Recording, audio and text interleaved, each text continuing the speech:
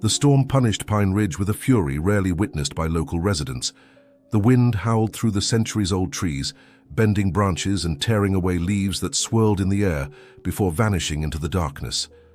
Thunder echoed across the mountains like drums from an invisible army, and lightning cut through the sky, illuminating the drenched landscape for brief moments. Martha Wilson adjusted the wool shawl over her shoulders, feeling the weight of her 72 years as she watched the rain from her porch window. Her eyes, tired but still attentive, reflected the concern tightening her chest. There was something different about this storm, an uneasiness in the air that went beyond the tempest. "I need to check the back fences," she murmured to herself, grabbing her carved wooden cane, a gift from her late husband. Defying common sense, Martha stepped out into the rain.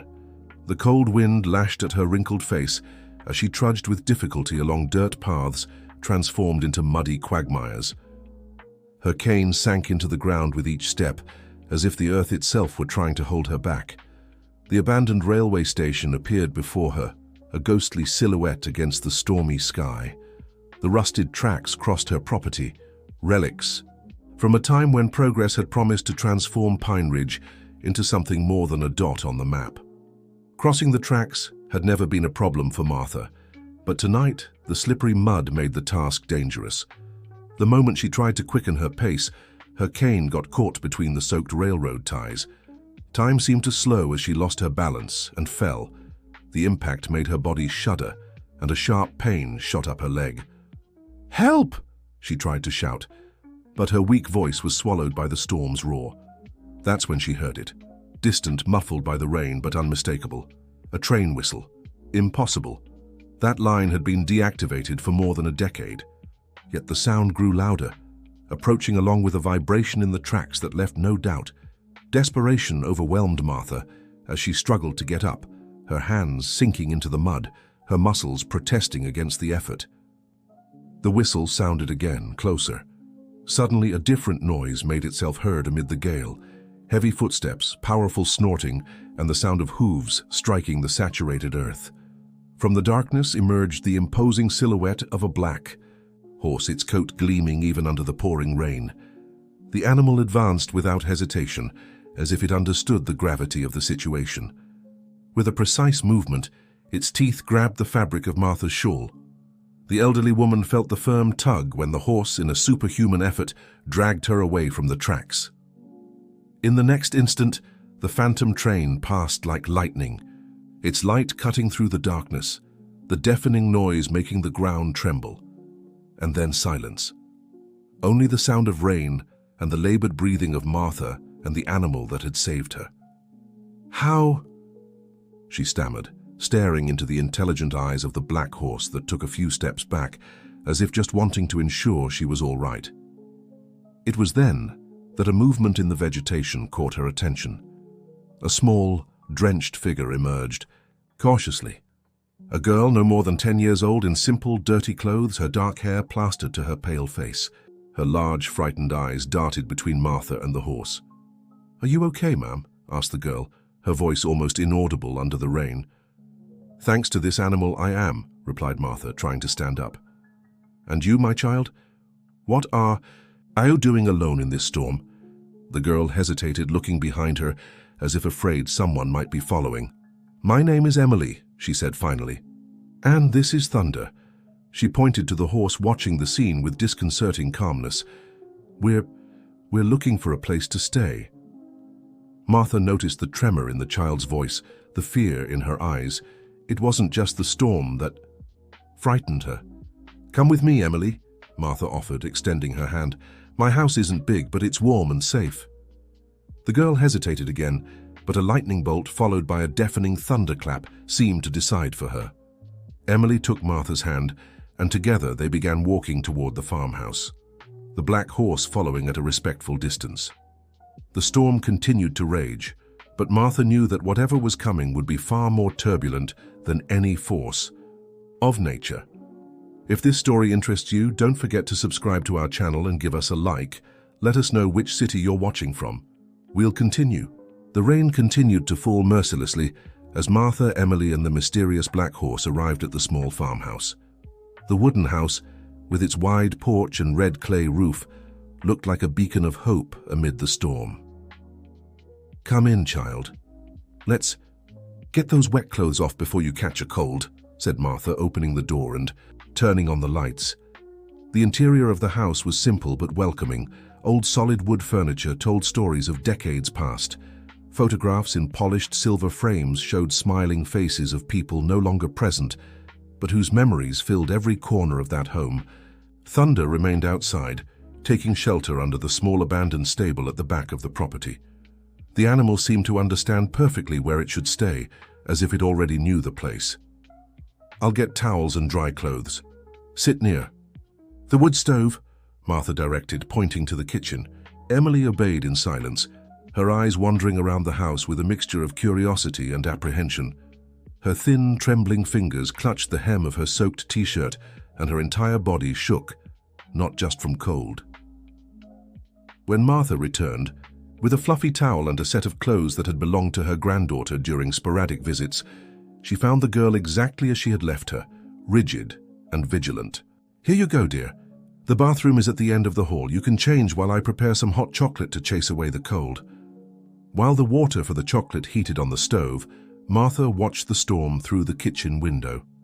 The black horse stood motionless under the stable, its eyes fixed on the house like a silent guardian. There was something about that animal that deeply intrigued the elderly woman, an almost human intelligence, a determination that went beyond instinct. Emily returned to the kitchen wearing the dry clothes which fit her perfectly. Her dark hair, now less drenched, framed a delicate face that, though young, already carried marks of worry.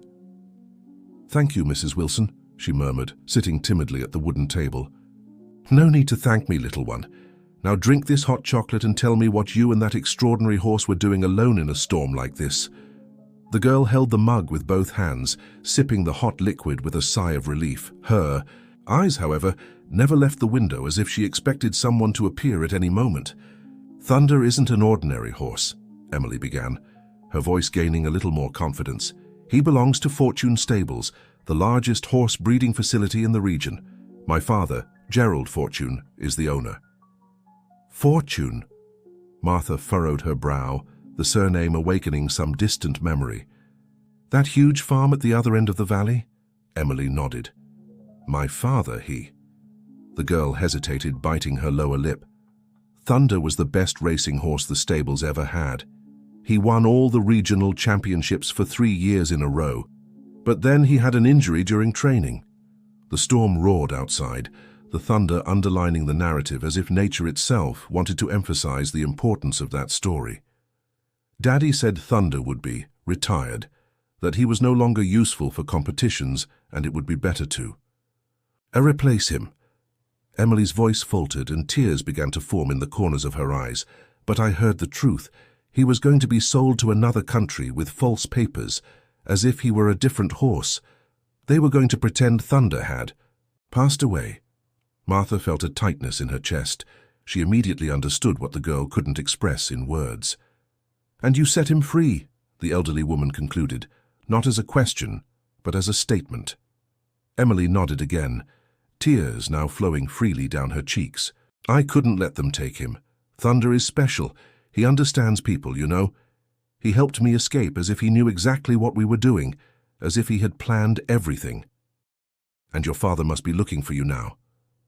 "Yes," whispered Emily, fear returning to her voice. "And not just for the horse. I saw other things at the stables. Documents I shouldn't have seen. I heard conversations I shouldn't have heard. Daddy has powerful partners, people who wouldn't like to know that a child knows their secrets." A particularly strong thunderclap shook the windows of the house, making Emily jump in her chair. "Stay calm, child." Martha stretched her arm across the table, gently squeezing the girl's hand. "Tonight, at least, you are safe here." But even as she said this, Martha knew that the storm forming around them was just the prelude to something much greater. The clouds gathering on the horizon brought not only rain and wind, but the omen of a battle the elderly woman had never imagined having to face in her years of quietude. Outside, thunder whinnied softly, as if agreeing with Martha's unspoken thoughts. The black horse, with its mysterious intelligence, had chosen that house as a refuge, And now, in the middle of the stormy night, a journey began that would forever change the fate of all of them. The dawn brought a clear sky and the scent of wet earth after the storm. The first rays of sunlight penetrated through the gaps in the living room curtains, where Emily slept wrapped in a wool blanket, sleep finally overcoming the fear that had kept her alert for so long. Martha had been up for hours, the habit of a lifetime in the countryside not allowing her to sleep past sunrise. From the kitchen window she watched Thunder peacefully, grazing in the small field behind the house, as if he had always belonged to that place. The phone rang, breaking the morning silence. Martha answered quickly so as not to wake the girl. "Martha? This is Joseph Mitchell. I'm calling to confirm our appointment today. Everything okay over there after yesterday's storm?" "Joseph, thank God you called," replied the elderly woman, relieved to hear the voice of the veterinarian who was also her longtime friend. "I need you to come as soon as possible, but it's not for me. I have a complicated situation here." "Did something happen? Are you hurt?" Concern was evident in Joseph's voice. "I'm fine, just some scrapes after a fall. But I need you to see an animal and, well, it's better if we talk in person. Can you come now?" "Of course, I'll be there in half an hour." Exactly 30 minutes later, Joseph's blue pickup truck parked in front of Martha's house. The veterinarian, a middle-aged man with graying hair and a sun-weathered face, carried his inseparable leather bag. "Where's the animal that needs attention?" he asked after the usual greetings. "There," Martha pointed to the field where Thunder was grazing. "But first I need to tell you a story, and there's someone you should meet." Inside the house, Emily was already awake, sitting at the kitchen table with a cup of warm milk between her hands. Her eyes widened with fear at the sight of the stranger entering with Martha. "Don't worry, dear. This is Joseph Mitchell, our local veterinarian and my trusted friend. Joseph, this is Emily Fortune." The veterinarian frowned upon hearing the E. Surname, Fortune, from the Fortune Stables family. Emily nodded timidly, eyes downcast. "Joseph, we need your help," said Martha. "Emily and that horse outside are in a delicate situation." Over the next 15 minutes, with occasional interventions from Martha, Emily told the veterinarian about Thunder's injury, her father's plans to replace him, and how she had discovered documents proving a scheme of falsification and irregular animal sales. "My father has partners in other countries," explained the girl, gaining confidence as she spoke. "They buy the replaced horses for a much lower value, receive new documents, and then resell them as if they were different animals. Nobody questions it, because my father is respected in the competition circuit." Joseph listened attentively, his face reflecting growing concern. "And you're sure that horse out there is Thunder from Fortune Stables, the regional champion for 3 consecutive years?" "Absolutely," affirmed Emily. "He recognized me the moment I opened the stable door. We grew up together. I was 5 years old when my father bought him from a breeder in Colorado." "I need to see him up close," decided Joseph, standing up. The three went out to the field. Thunder, seeing them, raised his head and trotted in their direction, stopping a few meters away as if assessing the newcomer. "My God," whispered Joseph, observing the animal. "It really is him." The veterinarian approached slowly, letting the horse get accustomed to his presence. With smooth movements, he began to examine it, paying special attention to the right hind leg, where Emily had indicated the injury would be. "The injury has practically healed," he concluded after a few minutes. "It was treated properly, but would probably leave the animal below the level of competition it had before. For most breeders, this would mean retirement or, at most, breeding. Never replacement." As he spoke, Joseph noticed something on the animal's flank. Pushing aside the black hair, he revealed an almost imperceptible mark. "What's that?" asked Martha, noticing the change in the veterinarian's expression. "A brand," he replied, his voice grave. "But it's not the official Fortune Stables mark. This is an export mark used on animals sold abroad." "But Thunder never left the country," protested Emily. "Exactly," confirmed Joseph, his gaze meeting Martha's. "According to the official records I received at the last Breeders' Association meeting, Thunder from Fortune Stables passed away, due to complications from the injury 3 months ago. This animal officially no longer exists. A heavy silence fell over the field. The black horse snorted softly as if understanding the gravity of the situation. "What do we do now?" asked Martha, feeling the weight of the responsibility she had assumed by sheltering Emily and Thunder.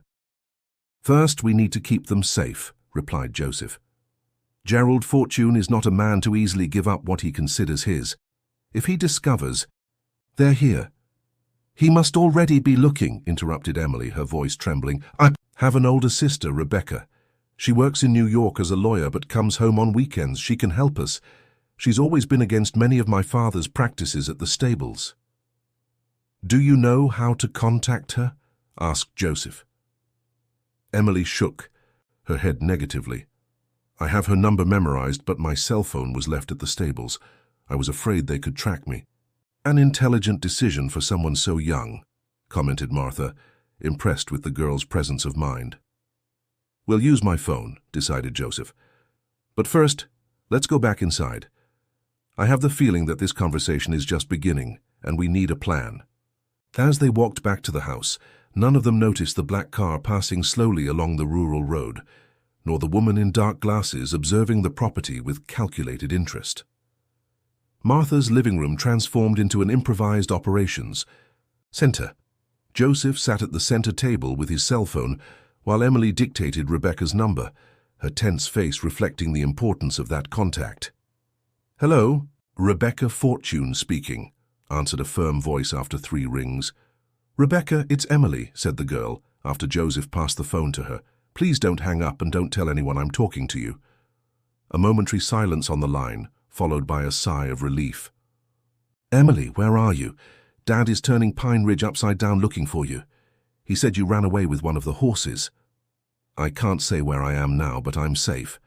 Becca, I need you to believe me. I discovered what happens to the replaced horses. Thunder was going to be next, but I managed to get him out before." "What are you talking about, Emily?" Rebecca's voice revealed confusion, but also growing suspicion. "That blue folder in Dad's office, the one he always keeps locked in the filing cabinet. I found it open last week. There are fake documents, Becca. Documents of horses that supposedly passed away but were actually sold with new identities." The silence on the other end of the line was heavy. "Rebecca," called Emily, fearing the call had dropped. "I'm here," replied her older sister, her voice now laden with determination. "I always suspected but never had proof. The stable's accounts never completely added up. Emily, I need you to stay where you are. I'll try to find that folder." "No, it's dangerous," protested the girl. "Dad will notice." "Leave that to me. I'm a lawyer, remember. I know how to obtain evidence without drawing attention. I'll go to Pine Ridge tomorrow, as usual. In the meantime, don't contact anyone else.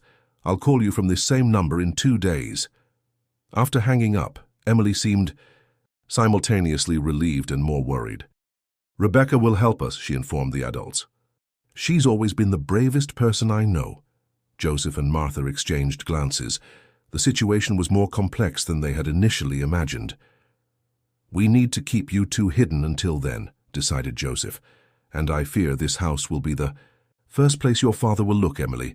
Pine Ridge isn't big, and news travels fast around here." "I know a place," said Martha after a few moments of reflection.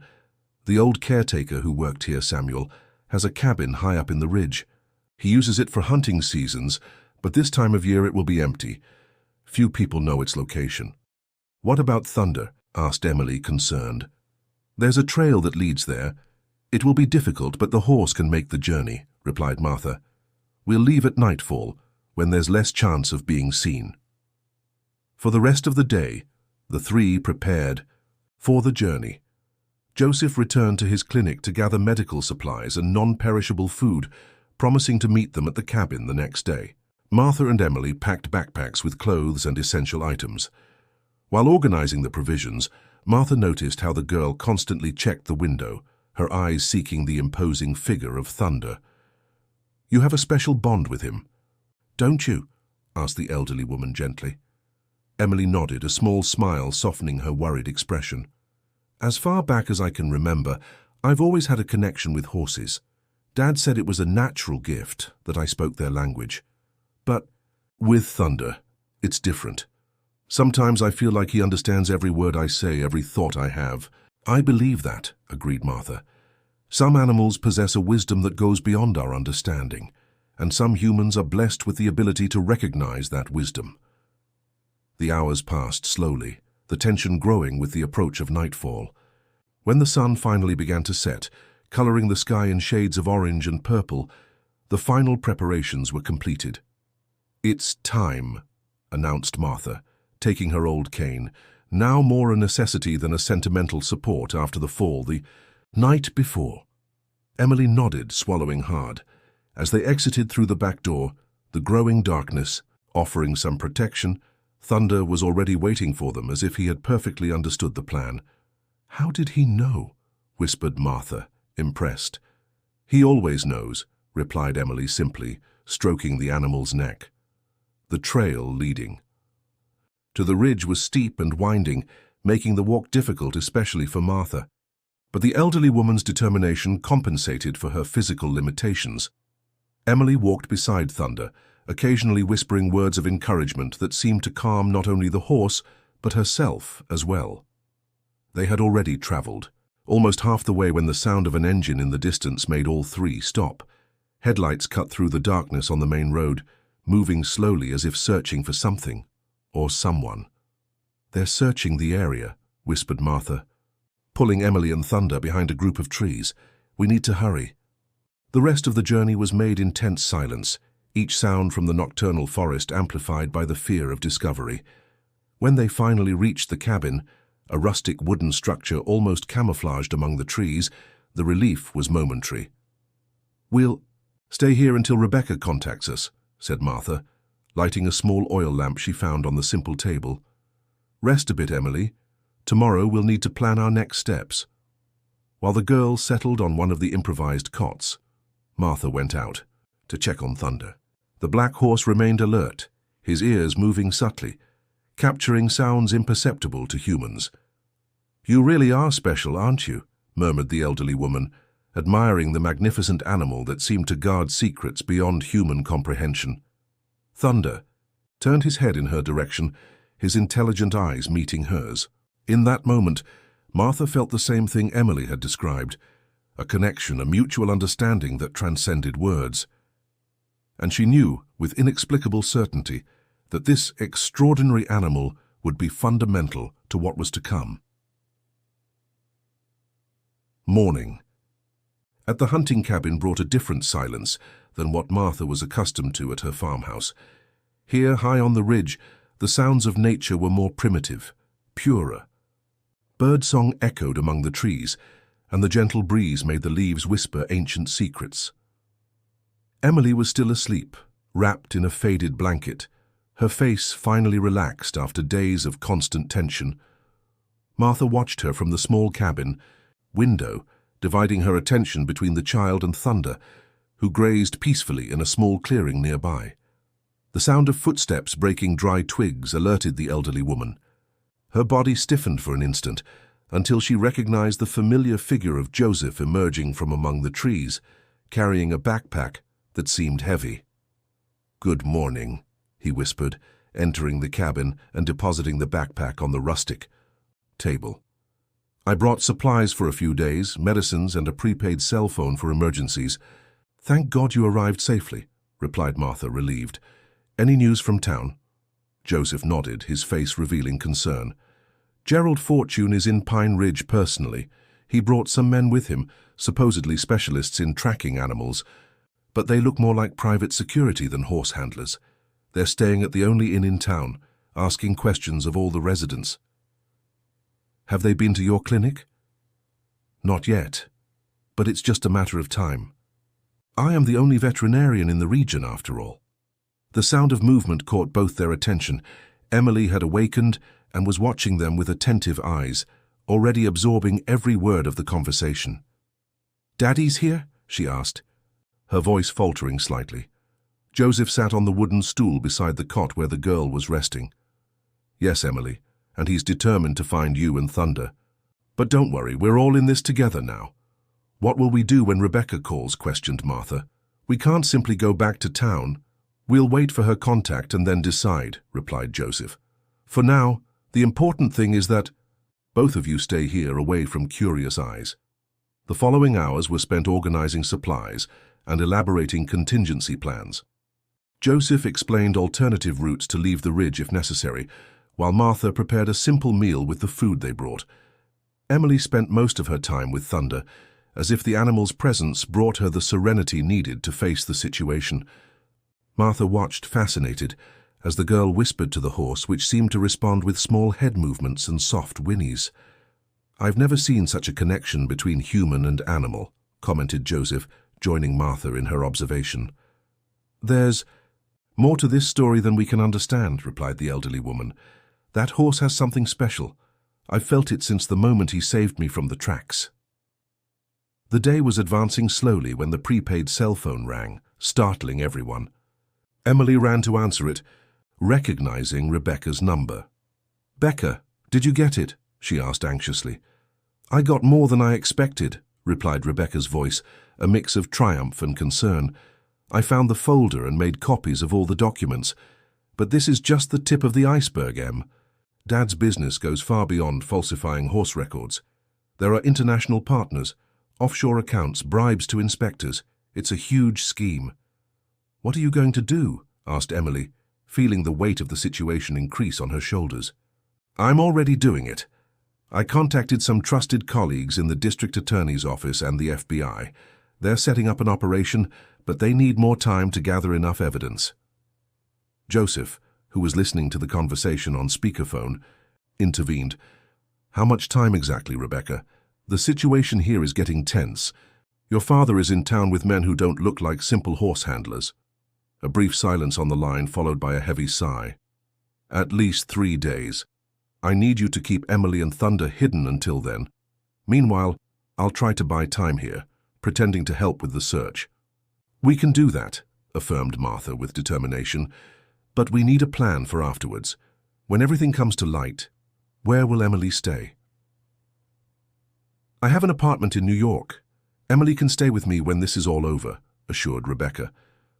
"As for Thunder, well, maybe we can find a place for him too, perhaps in some sanctuary for rescued horses." Hearing this, Emily clutched the phone tightly. "Thunder isn't going to any sanctuary. He stays with me." "Be reasonable," argued Rebecca. "An apartment in the city is no place for a horse." Before the discussion could continue, a sharp whinny from Thunder cut through the air. The black horse had positioned itself at the edge of the clearing, its ears erect, its entire body on alert. "Something's wrong," whispered Emily, abruptly hanging up the phone. Joseph moved quickly to the window, cautiously peering through the improvised curtains. "There's a car stopped on the main road down below," he informed in a low voice, "and people moving in the direction of the trail." Martha's blood froze in her veins. "How did they find us so quickly?" "It doesn't matter now," decided Joseph, already gathering the essential items. "We need to leave here immediately. There's another trail behind the cabin, less known and more difficult to follow." Emily ran to Thunder, skillfully mounting without saddle or reins. The horse, sensing the urgency of the situation, remained perfectly still while the girl adjusted herself on his back. "Martha won't be able to make the trail on foot quickly enough," observed Joseph, concerned. "Thunder can carry both of us," affirmed Emily with unshakable confidence. "He's strong enough."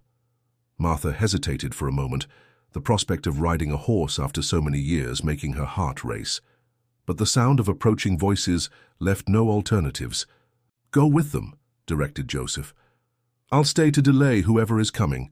I'll say I came to check traps for Samuel and didn't see anyone." "Be careful," Martha asked, accepting Joseph's help to mount behind Emily. "We'll meet at the abandoned mill near the river at nightfall," he whispered, before giving a light pat on Thunder's flank, signaling the departure.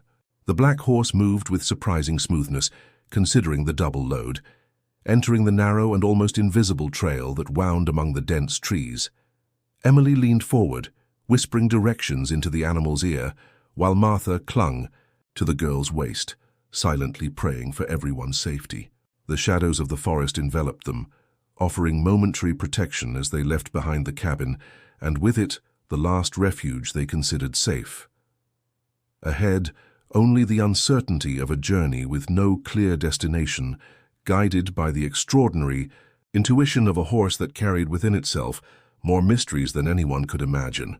The afternoon advanced slowly, as Thunder navigated with precision through the almost invisible trails of the ridge. The sun filtered between the treetops, creating golden patterns on the leaf-covered ground. Despite the weight of 2 people, on his back, the black horse maintained a constant and safe pace, as if he had known these paths for years. "It's amazing how he finds the safest route," commented Martha, still impressed with the animal's intelligence. "Thunder always had that gift," replied Emily, caressing the horse's lustrous neck. "At the stables, Dad said he had natural mapping, a rare ability in competition horses. He can remember paths after traveling them just once." When the shadows began to lengthen and the sky was tinged with orange hues, Thunder emerged from the forest near the river valley. In the distance, the deteriorated structure of the old mill rose against the horizon, its large wooden blades long motionless, silent witnesses to a forgotten era. "We arrived before Joseph," observed Martha, as Emily helped her dismount. "Let's wait inside the mill. We'll be more protected from curious eyes." The interior of the mill was surprisingly preserved, considering its apparent abandonment. Large wooden gears occupied the center of the circular space, covered by a thin layer of dust that told stories of years without use. Beams of light entered through the cracks in the walls, illuminating golden particles suspended in the still air. "This place seems frozen in time," whispered Emily, her voice echoing slightly in the empty structure. "It was one of the first mills in the region," explained Martha, sitting on an improvised stone bench. "It operated until the 1970s, when more modern methods made this technology obsolete. My husband used to come here to fish in the nearby river. He said the mill had a soul." Thunder remained near the entrance, like an attentive sentinel. Occasionally, his ears moved, capturing sounds imperceptible to humans. The hours passed, the sun setting completely, plunging the valley into deep shadows. Concern grew in Martha's chest. Joseph should have arrived long ago. "Something must have happened," murmured Emily, verbalizing the fear they both shared. It was then that Thunder whinnied softly, turning his attention outside the mill. Seconds later, the sound of footsteps could be heard, approaching rapidly. "Joseph?" called Martha in a low voice, moving carefully to a position where she could see the entrance without being seen. To her relief, it was indeed the veterinarian who appeared, although his condition was concerning. Joseph looked exhausted, with scratches on his face and dirty clothes, as if he had faced a long journey through the densest part of the forest. "Thank God you're here," he said, entering the mill and letting himself fall against a wall. "I had to take a longer route to throw off Fortune's men." "They followed you?" asked Martha, alarmed. "They tried. I'm too old to run through the forest, but I know these paths better than any outsider." Joseph smiled weakly, trying to ease the tension. "I managed to divert them to the other side of the ridge. We've gained a few hours at most." "What happened at the cabin?" Emily approached, offering the veterinarian some water from her bottle. Joseph drank eagerly before responding. "There were 3 men led by a woman. She introduced herself as Monica Nelson, Fortune Stables' attorney, but there was something about her. She didn't really seem like a lawyer." "Monica?" Emily frowned. "I don't know any Monica who works for my father." "She said she was also a social worker in charge of ensuring your safety and well-being," continued Joseph. "But her questions were more about Thunder than about you. They wanted to know what condition the horse was in, if he had any health problems, erratic behavior." "That doesn't make sense," murmured Emily. "Why would they care so much about a horse that officially no longer exists?" A thoughtful silence took over the mill, broken only by the distant sound of the river and Thunder's occasional soft whinny. "Unless," began Martha slowly, "there's something special about this horse that we don't know. Something beyond his value as a competition animal." Emily seemed to consider this possibility, her eyes meeting Thunder's, who watched her with that unsettling intelligence that had so impressed Martha since their first encounter. There's something—" "I've never told anyone," said the girl finally, her voice almost a whisper. "Something about thunder that not even my father knows." Joseph and Martha drew closer, instinctively forming a more intimate circle. "Thunder isn't just intelligent or talented," continued Emily. "He understands things no animal should understand. Once when I was 8, I got sick with a high fever. My parents were traveling and the housekeeper didn't realize how serious it was. It was thunder who created a commotion in the stable, making so much noise that it attracted everyone's attention. When they finally came to see what was happening, he led them directly to my room." "That could be coincidence," commented Joseph, although his tone suggested he didn't believe that himself. "It wasn't the only time," insisted Emily. 2 years ago, Thunder started acting strangely weeks before winning his first regional championship. He refused to train with certain riders, knocked over specific equipment. Later, we discovered that one of the handlers was doping the horses to improve their performance. The equipment Thunder knocked over was precisely what contained the substances. "I was trying to alert you," concluded Martha, impressed. "Exactly, and there's more." Emily hesitated as if afraid of sounding absurd. "Thunder wasn't born at the stables where Dad bought him. The Colorado breeder said he found him as a foal, alone in the forest after a particularly violent storm. No mare, no other horses nearby, as if he had appeared out of nowhere. The silence that followed seemed laden with unexplored possibilities, unverbalized theories hanging in the air between them. "I know it sounds crazy," admitted Emily, "but sometimes I think Thunder isn't just a horse, that there's something more to him, something almost human." Joseph exchanged a look with Martha, both processing Emily's revelation. The veterinarian, a man of science by training, seemed to struggle against the irrationality of the idea, while Martha, who had witnessed the animal's extraordinary behavior, firsthand found herself more open to the possibility. "If what you say is true," Joseph finally spoke, "that would explain your father's desperation to recover him.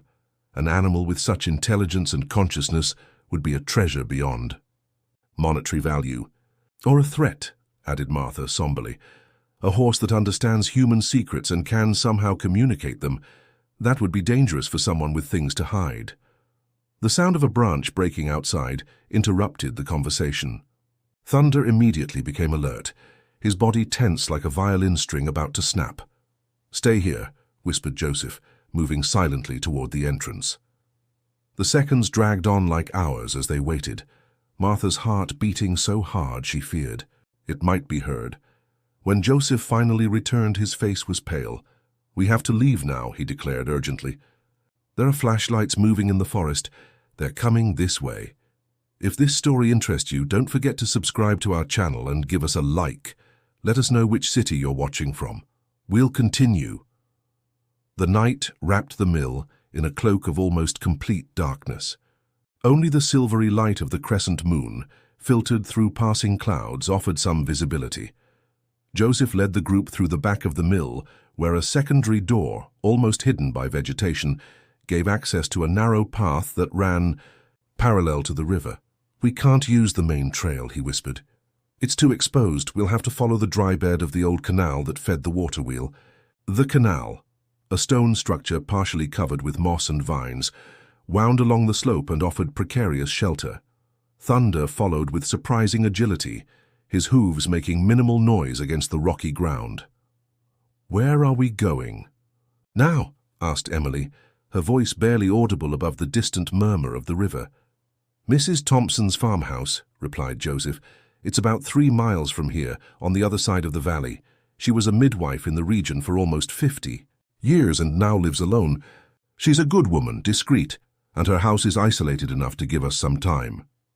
Martha knew Sarah only by sight, from Sunday masses at the small Pine Ridge church. A lady with completely white hair and erect posture, always with a gentle smile and kind words. The group advanced slowly, each step calculated to minimize noise. In the distance, they could see the beams of flashlights cutting through the darkness, moving methodically through the valley, like predators in search of vulnerable prey. "They're surrounding the area," observed Joseph, the concern evident in his voice. "They seem to know what they're doing." "These aren't simple horse handlers," agreed Martha. Who is this Monica Nelson really? Emily, who was leading with Thunder, stopped abruptly. Monica, she murmured, as if trying to recover a distant memory. I think I've heard that name. Before, in a conversation between Dad and one of his international partners, something about a specialist in asset recovery. What kind of assets would need a specialist to recover them? Questioned Martha. The kind that doesn't want to. Be found, replied Joseph somberly. They continued advancing in silence, now with renewed urgency.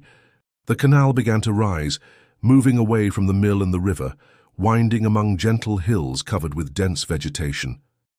It was when they were near the highest point of the route that they heard it, the unmistakable sound of a hunting dog, followed by another and then several. Thunder whinnied low, his muscles instantly tensing. Tracking dogs, said Joseph, fear evident in his voice. We need to move faster. If we reach the creek that cuts through the valley, we can follow the water to confuse the trail. But the sound of the dogs was approaching rapidly.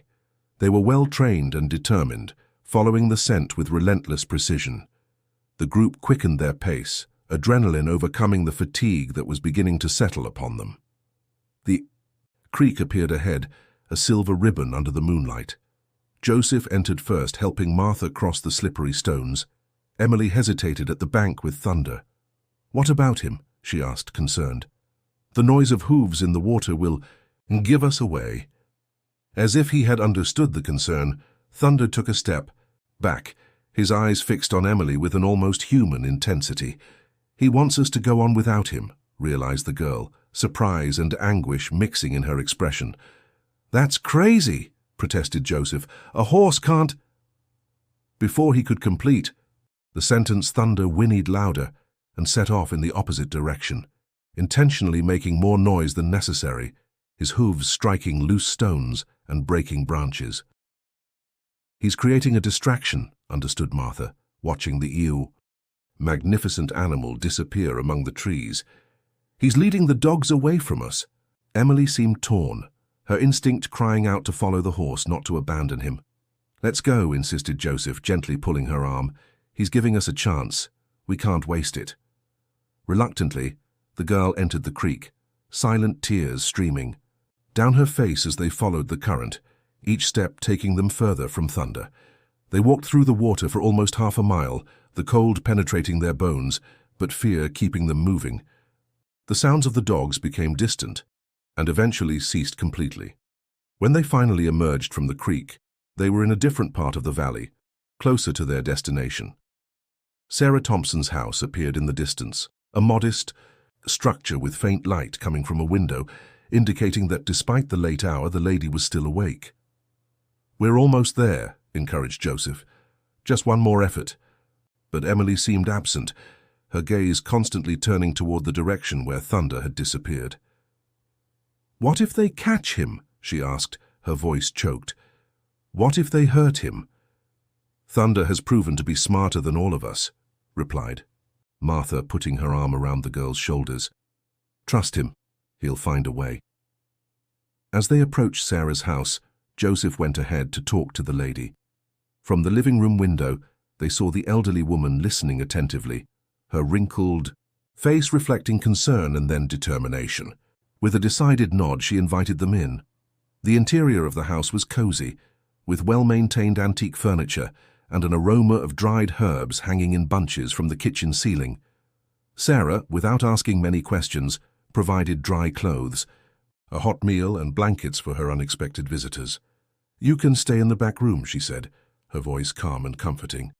It's small, but it has 2 beds and no one will see it from the road. While Martha and Joseph discussed the next steps with Sarah, Emily remained at the window, her eyes fixed on the darkness outside, as if she could, by sheer force of will, bring Thunder back. He'll be all right, Martha tried to console her, joining the girl in contemplation of the night. That's not what worries me, replied Emily softly. I know Thunder can take care of himself. It's just that I feel there's something bigger happening, something we don't fully understand. Why would my father go so far to recover a horse that officially no longer exists? Why send a specialist with armed men and hunting dogs? The question hung in the air without an answer. On the other side of the room, Joseph's prepaid cell. Phone vibrated.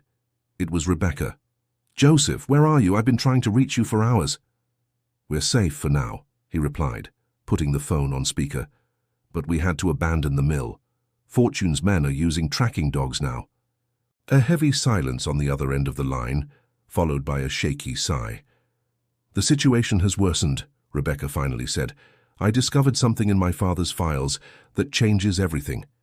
This isn't just about falsifying horse documents. There's something much bigger behind it. Something that involves genetic research, experiments with equine DNA, modifications that should be impossible." "What are you saying, Rebecca?" asked Joseph, confused. "I'm saying that Thunder isn't just a valuable horse. He's something completely different, something unique. And Dad isn't the one really interested in recovering him. There are other people, powerful people, who funded the research and want results."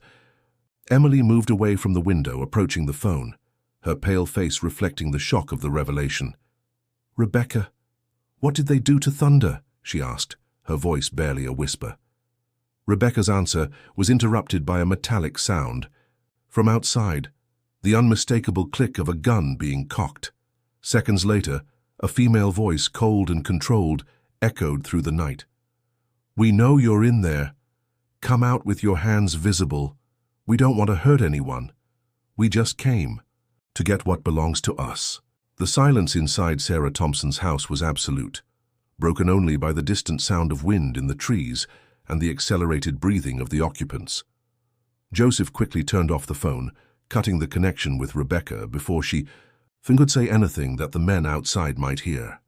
"There's a way out through the back," whispered Sarah, her face tense but determined. "Through the cellar. It leads to a tunnel that my late husband built during the McCarthy era. It comes out in the middle of the woods near the creek." Martha observed the lady with surprise and new respect.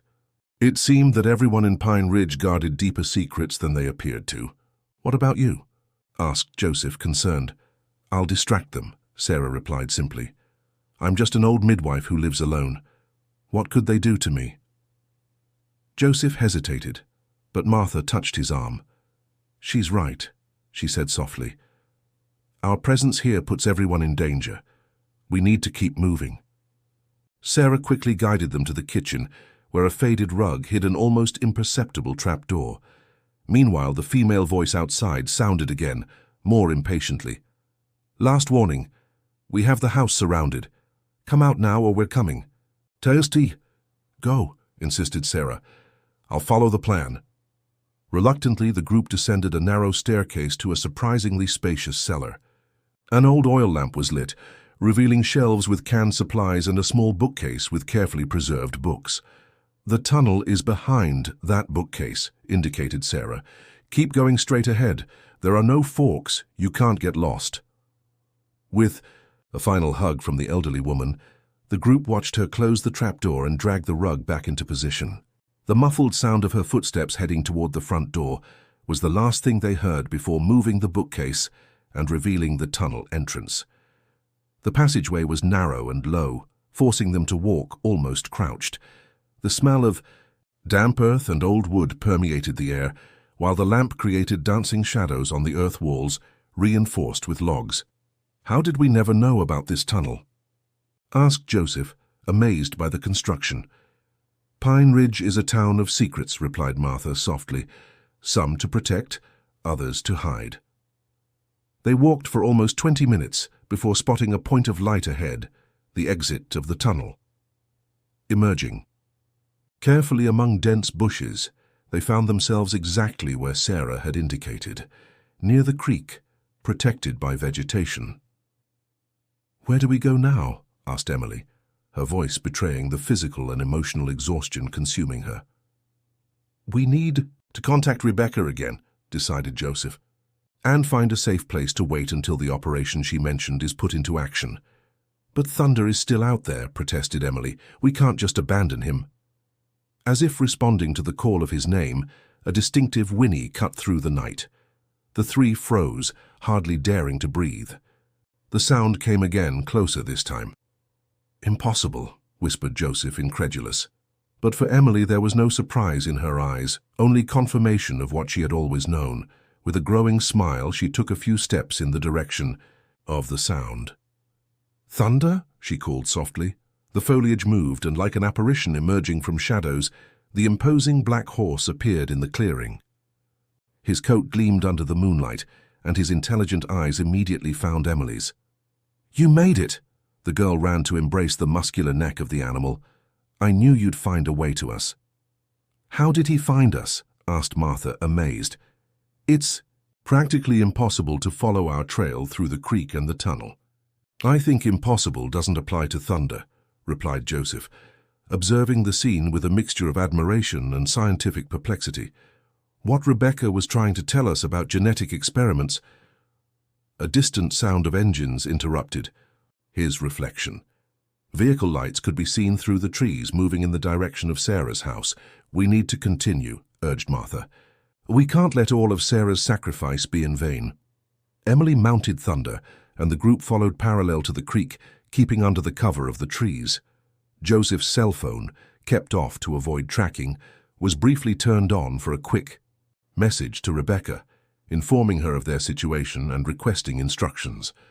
The response came almost instantly. "I'm on my way with reinforcements. Meet me at the old railway station at dawn. Hang tight, Em." The rest of the night passed in a tense journey through the forest. Thunder seemed to know exactly which path to follow, always choosing the safest and least exposed passages. Occasionally, they stopped to rest briefly, all aware of the constant danger surrounding them. When the first rays of sun began to illuminate the horizon, the silhouette of the old railway station appeared in the distance. The same place where everything had begun days ago, when Thunder had saved Martha from the tracks during the storm. The circle was closing in an almost poetic way. They approached cautiously, alert to any sign of an ambush. The station seemed deserted, its rusted tracks and deteriorated platforms silent witnesses to more prosperous times. "I don't see anyone," whispered Joseph, worried. "Did Rebecca manage to get here?" Before anyone could respond, the sound of approaching vehicles made them quickly hide behind the main structure of the station. 3 black cars parked at a safe distance, and from them descended men, dressed in official uniforms, federal agents in operation. From the main car emerged 2 figures, Rebecca Fortune, with her elegant bearing and determined expression, and an older man wearing a suit, whom Emily immediately identified as one of the most prominent district attorneys in the region. "Rebecca!" Emily ran into her sister's arms, who enveloped her in a tight hug. "Thank God you're all right," murmured Rebecca, tears of relief shining in her eyes. "We were so worried."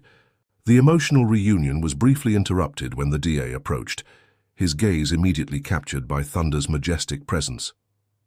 "So it's him," he said, not as a question, but as a confirmation. "The most advanced experiment of Project Pegasus." "Project Pegasus?" asked Joseph, confused. Rebecca gestured for everyone to sit on the old platform benches. The expression on her face indicated that the story she was about to tell would forever change their understanding of everything that had happened. "Fortune Stables was never just a horse breeding facility," she began. 15 years ago, my father was approached by representatives of an international consortium interested in using his facilities and knowledge for an experimental project. Officially, it was about genetic improvement for racehorses. In reality, its hay was something much more ambitious, completed the DA. Advanced genetic modification using experimental technologies that bordered on illegal. The goal was to create horses with enhanced intelligence, accelerated learning capacity, extraordinary adaptability. Thunder wasn't bought from a breeder in Colorado, continued Rebecca, looking at Emily.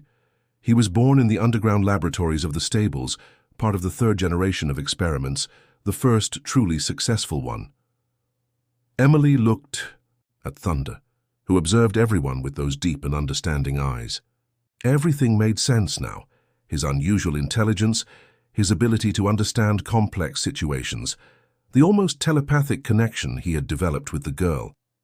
The consortium intended to use the results for military purposes, revealed the DA. Horses that could operate in hostile environments without direct human supervision, that could understand and execute complex missions. But something happened with Thunder that wasn't in the plans.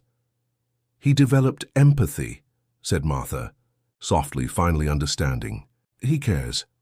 "Exactly," confirmed Rebecca, "and that made him unsuitable for the original purposes of the project. When the injury occurred, it was the perfect excuse to declare the experiment terminated and transfer him to facilities abroad, where new tests would be conducted, trying to understand how to replicate his capabilities without the flaw of empathy." "Monica Nelson is neither a lawyer nor a social worker," added the DA.